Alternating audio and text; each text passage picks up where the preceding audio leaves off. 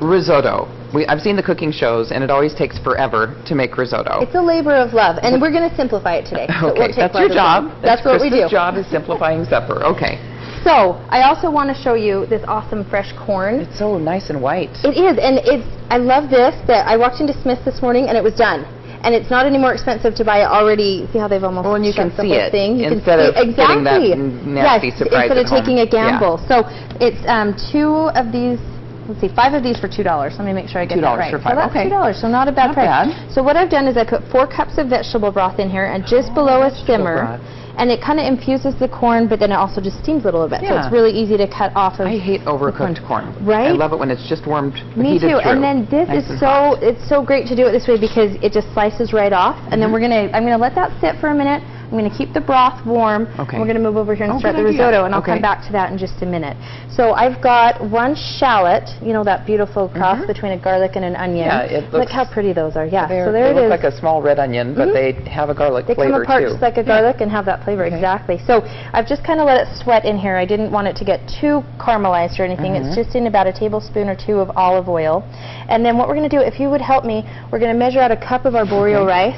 So there's the cup. I'm And going to why turn that this kind back of on. rice? So arborio is a great short grain rice. Okay, yeah, it looks short. And what it does is, Sorry. and the reason you use it in the risotto is it releases the starch slowly, which is why it usually takes so you a don't while. want to rinse it or anything. You do not rinse just it. dump it in here in the oil.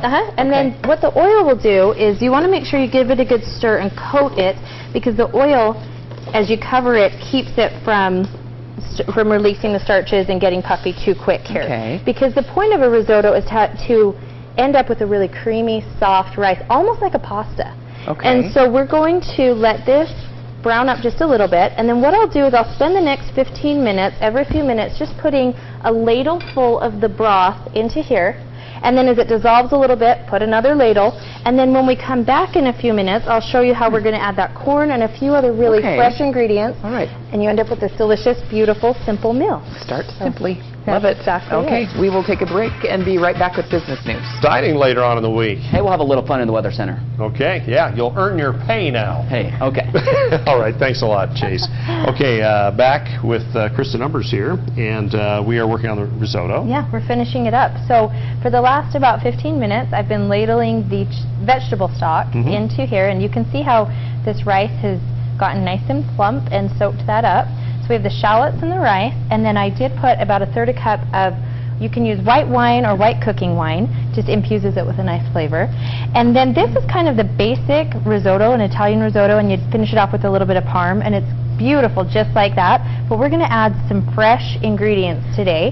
I wanted to feature this beautiful fresh corn that I got at Smith's this morning. Yeah, this isn't out of the can. This is right off the cob. So you got it. So I'm going to go ahead and put that in, and we're going to give it a stir. Now when you're making a risotto, if you don't have heavy ingredients like mushrooms or a meat, you want to add them right at the end so that they don't lose their form and their flavor.